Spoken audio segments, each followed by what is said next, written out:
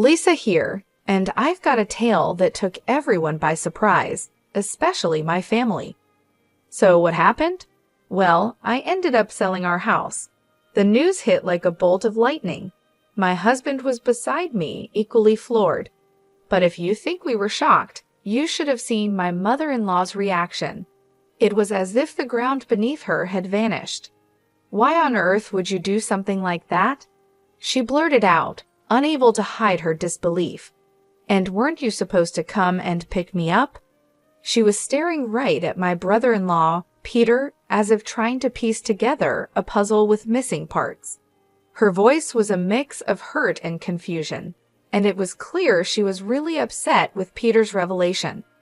Peter, trying to smooth things over, urged her to calm down. He began to explain the reasons behind our unexpected decision, but let's backtrack a bit to give you the full picture. My husband Jason and I have been working remotely for a while. We loved the flexibility it gave us, being able to work in a tranquil environment, taking breaks whenever it felt right. It was our little slice of paradise. Then my mother-in-law moved in. Don't get me wrong, we were financially okay, so hosting her wasn't a problem. But soon questions began. Why aren't you two going out to work? She'd ask, eyeing us with a hint of disapproval. Her questions felt like a heavy weight, pulling me down into a sea of doubt. This wasn't new. When she first brought it up, we tried explaining the concept of remote work to her, but it didn't quite stick. But aren't you just playing around? She would challenge us, her tone dripping with skepticism. I've mentioned this to Jason too.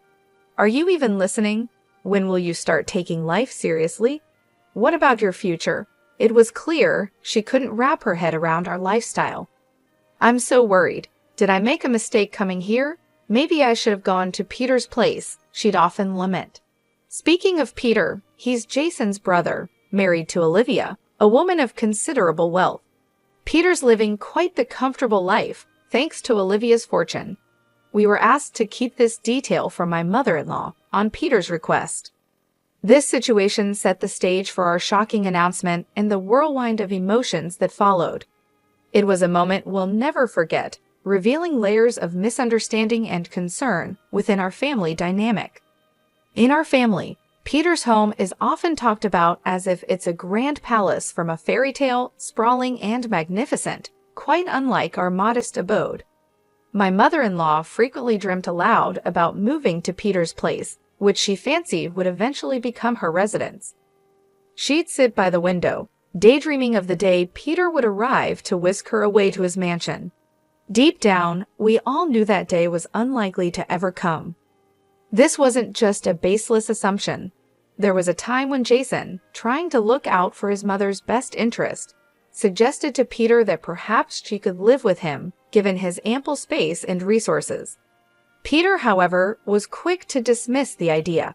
And so, our living arrangement continued as it was, with my mother-in-law often lamenting our remote work as unemployment, unable to grasp the concept of our digital careers. We had grown to accept her views as part of our daily life, not expecting much to change. Then, an unexpected call from Peter threw everything into disarray. He announced he'd be visiting that weekend and promptly ended the call, leaving no room for questions or preparation. Jason and I were taken aback by his abruptness, which hadn't diminished over the years. Our conversation caught my mother-in-law's attention, her face lighting up with hope and anticipation. She was convinced Peter's visit was for her, to finally take her to live in his castle. Please, help me get ready to move, she urged, pulling Jason towards her room to start packing.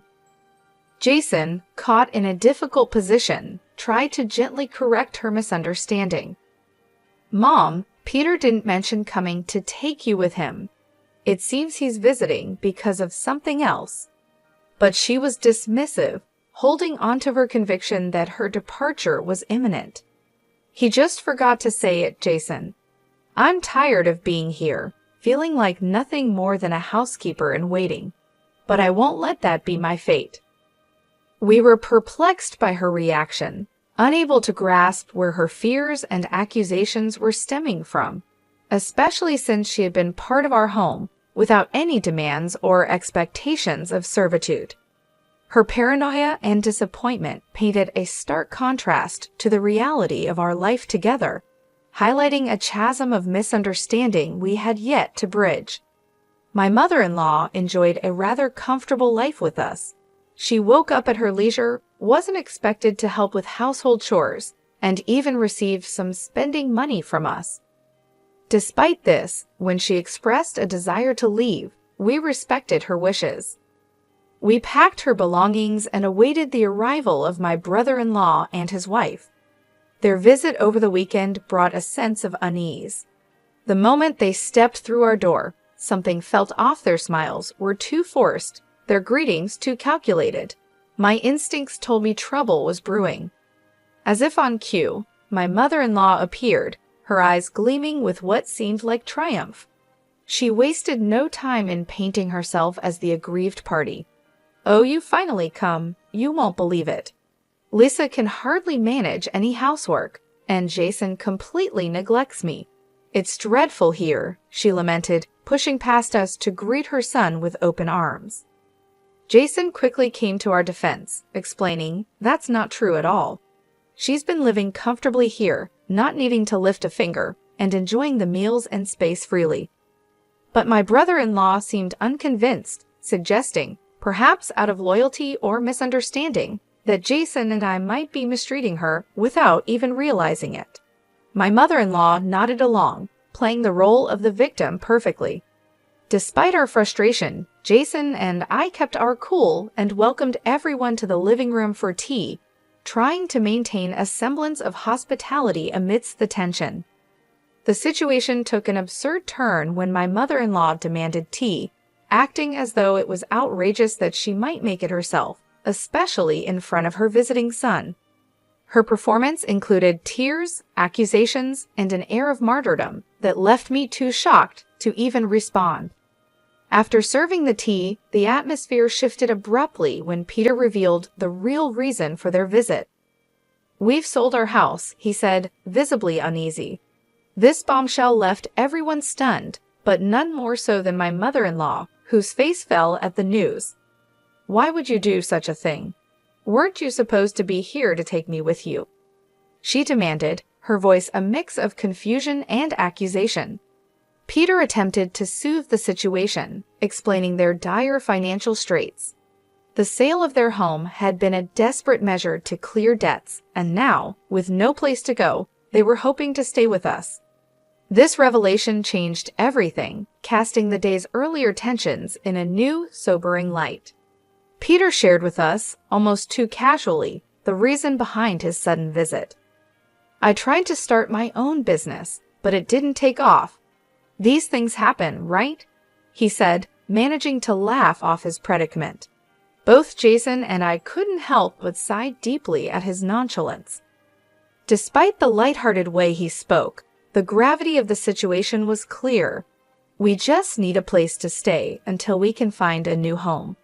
Please, we have nowhere else to turn," Peter pleaded, with his wife nodding in agreement beside him.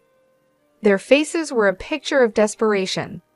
Faced with their plight, our initial frustration gave way to a reluctant understanding.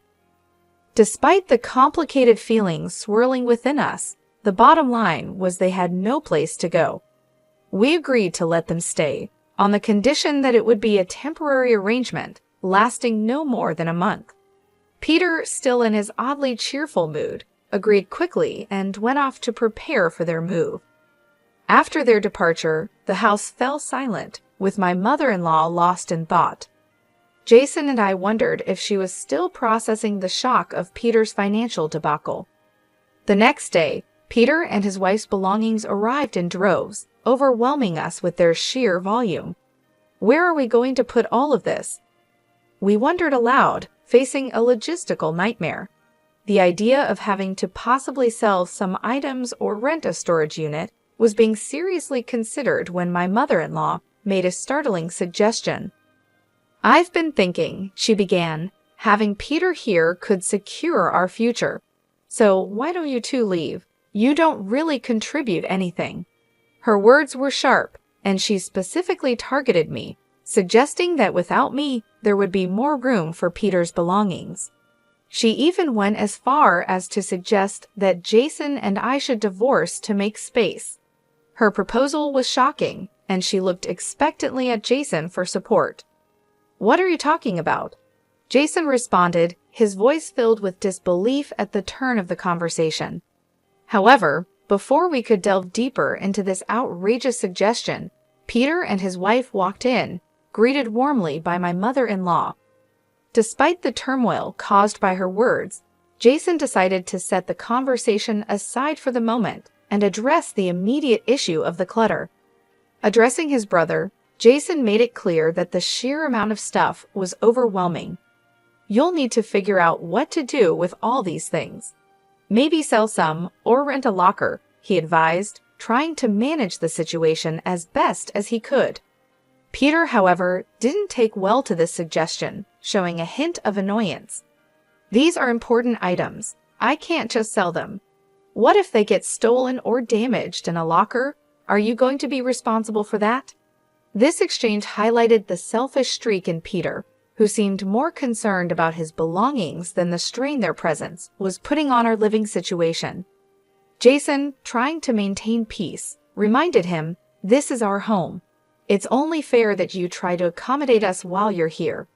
If the arrangements aren't to your liking, it might be best to find another place sooner rather than later." The conversation was abruptly interrupted by a shout from my mother-in-law, signaling another chapter in our ongoing domestic drama. In a moment that felt surreal, my mother-in-law made a declaration that took everyone by surprise. She boldly suggested that since Jason and I were apparently not content with Peter's situation, and what she perceived as our lack of contribution, it would be best if we left. According to her, we were nothing more than freeloaders, taking up space while Peter was attempting something ambitious with his business venture. Our remote work, she dismissed as mere idleness, an unnecessary presence in what she implied was her domain. The room fell silent, the words hanging heavy in the air. Jason and I exchanged looks of disbelief, unable to comprehend the audacity of her claims. Peter and his wife, Olivia, initially taken aback, quickly masked their surprise with smirks, seemingly warming up to the idea. "Yeah, that actually sounds like a good plan, Mom," Peter chimed in, with Olivia nodding in agreement. "It's a hassle finding the new place, so why not just stay here? Better yet, why don't you sell us this house? It would be much more convenient for us, especially since you seem uncomfortable with Lisa and Jason's presence." Their words struck us like a bolt from the blue, their audacity rendering us speechless. The notion of selling our home to them, on their terms, felt like a bizarre twist in an already strained conversation. My husband, gearing up to refute their outrageous proposal, was abruptly cut off by my mother-in-law, who seemed to take delight in the unity of Peter and Olivia's suggestion. She turned her triumphant gaze towards me, insinuating that a divorce would somehow validate their plan, allowing Jason to remain. Before I could muster a response, Jason's patience snapped. "How dare you speak like that? Lisa is not leaving," he asserted, his frustration boiling over. His outburst was met with a call for calm by my mother-in-law, who continued to press her point, insisting on the convenience of my absence. However, Jason had reached his limit. "You don't get it, do you? This is Lisa's house," he stated, a revelation that silenced the room. My mother-in-law, Peter, and Olivia were visibly shocked, their expressions frozen as Jason continued. "This is the home Lisa bought for us to start our life together." The air was thick with tension as the reality of the situation dawned on them. Our home, the very subject of their entitlement, was not theirs to claim or negotiate over. It was a testament to our shared life, our struggles, and our achievements, a place they had no right to challenge.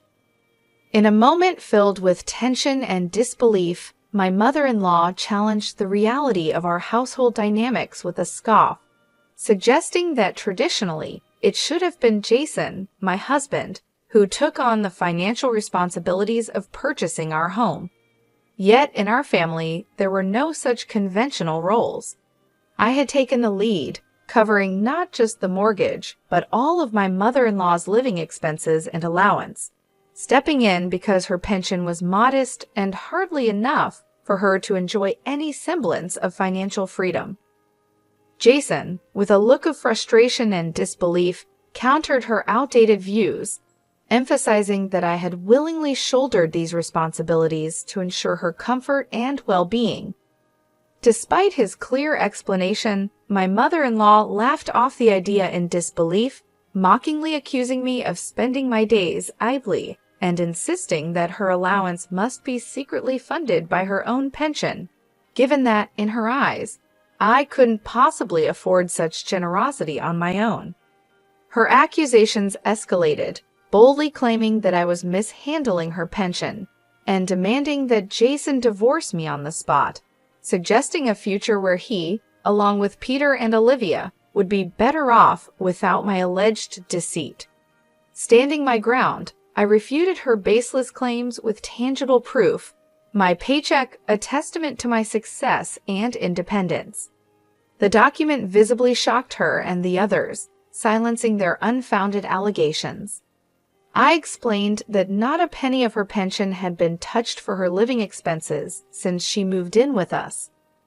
If anything, it was her constant interference and unjustified demands that were the real issue, not my alleged incompetence or dishonesty. I stood firm, stating that if she found our arrangement so disagreeable, she was free to leave at any time. Jason, backing me up, addressed Peter and Olivia directly, reminding them that their stay was meant to be temporary and born out of necessity, not preference. His stern tone, a rare occurrence, visibly unnerved them, marking a clear boundary and expectation of respect within our home. Attempting to lighten the mood, or perhaps realizing the gravity of the situation, Peter made a flippant remark about the surprising amount I earned. Yet the undercurrent of tension remained, a clear reminder of the challenges and misunderstandings that had come to light, prompting a moment of reflection on respect, responsibilities, and the true meaning of family support. In a moment of unexpected warmth, Peter and his wife, Olivia, acknowledged the misunderstanding and misconceptions about me.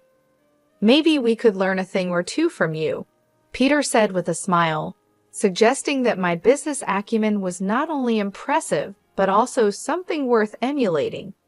Despite their newfound respect, my mother-in-law remained steadfast in her disdain, dismissing my contributions and insisting that both Jason and I were nothing more than obstacles in her and Peter's path to success. Her words were sharp, filled with a conviction that left us no choice but to confront the reality of our situation. "If that's how you see it, we'll find a new place to live," I said, the weight of our decision heavy in the air. "You'll have to manage the mortgage on your own. And remember, we won't be around to help if you find yourselves in over your heads." The thought of maintaining her lifestyle without our support seemed to strike a nerve with my mother-in-law, but her pride quickly overshadowed any signs of worry. As we stood firm in our decision, Peter and Olivia attempted to intervene, their earlier acknowledgement of my skills now mixed with panic at the thought of us actually leaving. However, my mother-in-law, ever determined, silenced their protests with a fierce glare and a challenge for Peter to prove himself as a future CEO by using her pension to start his own company. With her words echoing a finality, we decided it was best to sever our ties and move forward without them. In time, we transferred the house's mortgage to Peter's name and started anew, finding peace away from the constant criticism and unrealistic expectations. However, our respite was short-lived. One day, while settling into our routine in our new apartment, my mother-in-law's voice, now laced with desperation and regret, came through the phone. She was crying, revealing that Peter had taken her pension and vanished, leaving Olivia and her to face the consequences of their decisions alone. "Please, can you help us?" she pleaded. After calming her down, Jason sought to understand the full scope of Peter's disappearance.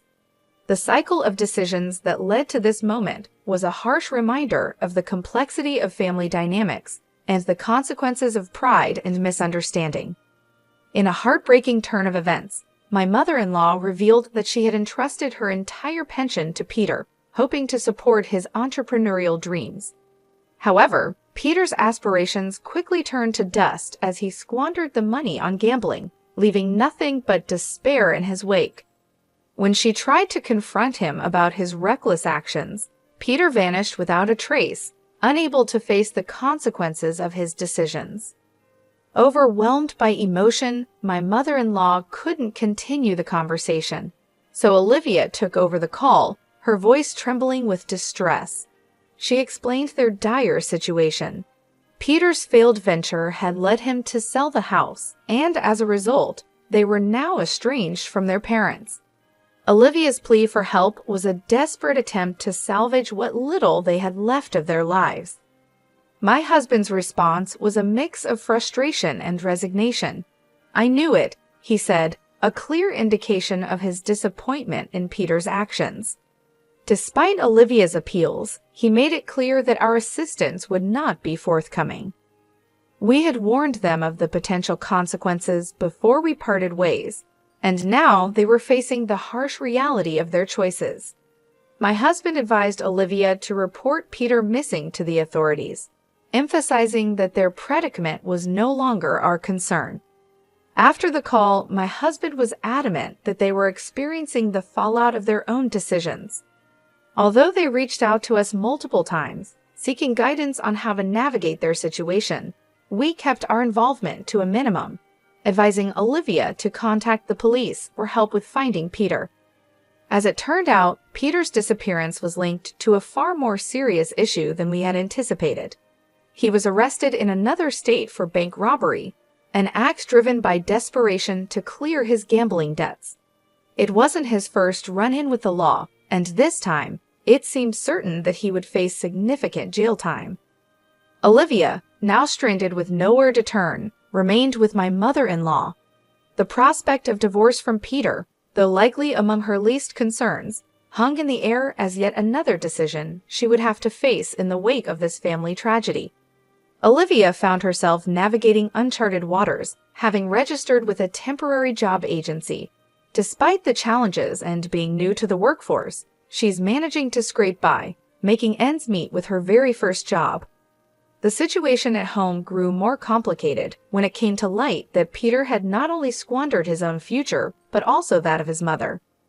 With her pension gone to cover Peter's gambling debts, my mother-in-law was forced into part-time work, a situation she never imagined she'd find herself in, to chip away at the mountain of debt left behind. While my husband and I felt a pang of sympathy for the difficult road Olivia and my mother-in-law were forced to walk, we stood firm in our decision to not provide assistance. We've chosen to sever ties, believing it's crucial for them to face and navigate these challenges on their own. This decision underscores a belief that sometimes experiencing life's sternest lessons is the only way to truly understand and appreciate its value. Despite the turmoil that followed my mother-in-law's stay with us, my husband and I have found solace in the return to our tranquil life. The events that unfolded served as a reminder of the unpredictable nature of life and the importance of making wise choices. As for Olivia and my mother-in-law, they're on a journey of their own, one that is undoubtedly tough, but also filled with opportunities for growth and redemption.